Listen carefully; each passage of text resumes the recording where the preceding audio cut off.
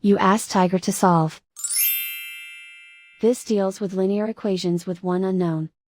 The final result is x equals -7/10. Let's solve it step by step. Simplify the expression. Multiply the coefficients. Combine like terms. Group all constants on the right side of the equation.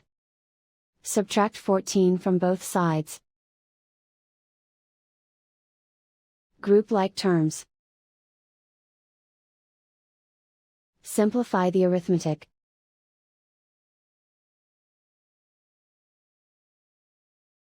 Isolate the x. Divide both sides by 20. Simplify the fraction. Find the greatest common factor of the numerator and denominator. Factor out and cancel the greatest common factor.